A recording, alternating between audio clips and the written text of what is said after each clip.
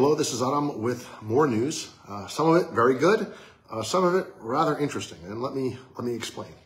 So yesterday we talked about how four different pro-Armenian ANC-backed amendments would be considered by the U.S. House, and that's going to happen. That's a very, very good thing. Three of them have been bundled with other amendments into what's called an en bloc package of amendments. That is, generally speaking, a very good thing. That means the leadership of the House, the respective committee leaderships, have decided that these are measures they'd like to see move through. And very likely they will, but no guarantee whatsoever. We've seen lots of twists and turns, lots of curveballs.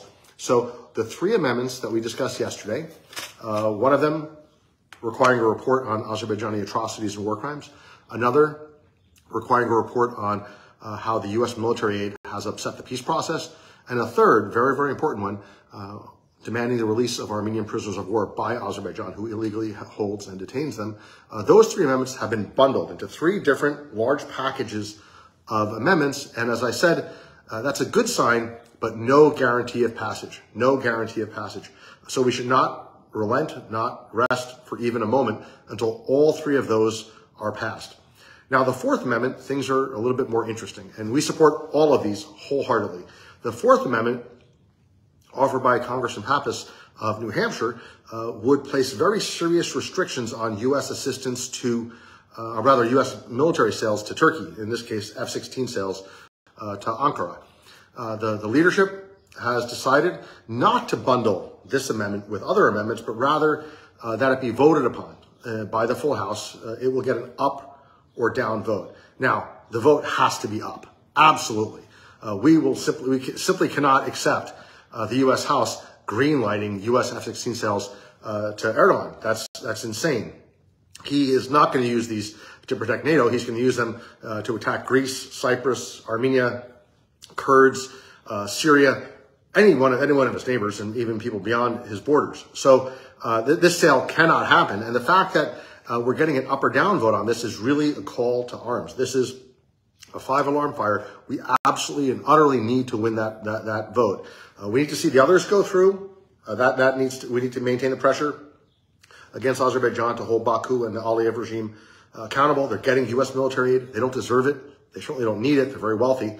We want to hold Azerbaijan accountable, but we also need to stop the flow of arms to Turkey, and that's in the form of the Pappas Amendment. So that vote could happen this afternoon, it could happen this evening, it could happen in the early morning hours, but we absolutely and utterly need to win each of these four amendments. And the most pressing one right now, given the parliamentary structure of the voting, is the Pappas Amendment, which will require each of us to continue calling and tweeting our members of Congress. There's really no time for writing. This is not a time to fill out one of our forms on our website and to send a letter, because it won't get processed in time for the member to even hear about that, right? The turnaround is not 1, 2, 3 hours. It's more like 1 or 2 days on these things.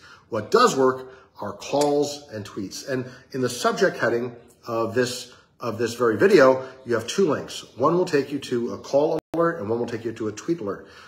Click it, enter your info.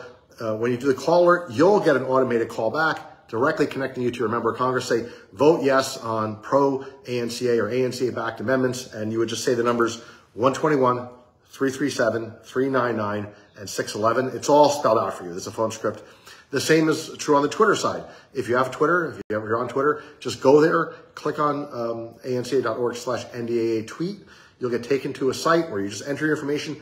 The system will direct your tweet to your member of Congress, personalized, customized, pre-addressed, pre-written, takes all of about 60 seconds. Very effective. Research has shown that calls to members of Congress and that tweets to members of Congress are among the most effective ways that you can affect policy here in the nation's capital. So we're talking now to 100,000 plus activists across the country, not just through social media, but through email and through our chapter system. And I'm very pleased to say that 15 ANCA staff, 15 fellows, 15 interns are up on the Hill right now, talking to well over 300 offices, encouraging them to vote yes on each of these amendments, to vote yes on the bundled amendments that hold Azerbaijan accountable, and to vote yes on the Pappas Amendment, which would block the flow of U.S. arms to Erdogan's Turkish government. These are all very, very important priorities for us. We want to see all four of them go through. We want to see both Ankara and Baku held to account. They need to be held to account by the U.S. government. They certainly should not be subsidized by U.S. taxpayers. So this is where we stand today. It's the afternoon on Wednesday. There should be a vote likely by early evening, possibly later into the night, even the early morning hours. So that means you've only got, perhaps a couple of hours at the minimum, maybe 5 or 6 hours at the max to weigh in. And if your member of Congress ends up voting the wrong way, it may be because they didn't hear from you. Members of Congress are bright. They're usually very ambitious and very attentive to their constituents, but they cannot and don't know how to read minds. So if you believe strongly in holding Azerbaijan accountable, if you feel strongly that Turkey should not get U.S. weapons, well, they don't know that unless you tell them that. And the most effective ways you can tell them that in the time that remains is to send a tweet or to make a phone call. If you've never made a phone call to a member of Congress before, it is vastly easier than you think. It is super simple. The receptionist will be unfailingly polite. They'll take down your message. The best thing to do is to cite the numbers of the amendments. So it would be 121, 337, 399, and 611. They'll write it down. They'll keep a tally. Before the member goes to vote, they'll say, look, we got this many calls on these issues and this many calls on these issues. If we show a strong showing, if it isn't 1 call or 5 calls or 10 calls, but rather 50 or 100 calls into a congressional office, we can be sure we'll be on the radar screen. We'll get a fair hearing for our issue.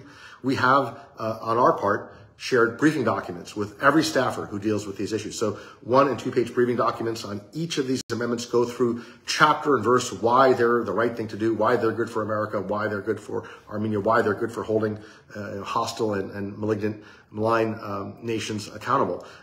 We've done that legwork, but the constituent part of it, that piece of the puzzle is in your hands. Now, you can be an observer. You can watch us from the sidelines. You can cheer us if we win. You can mourn with us if we lose. But the best thing to do is to get on the field and to take part and to be literally an actor in this great drama, in the survival of this great Armenian journey.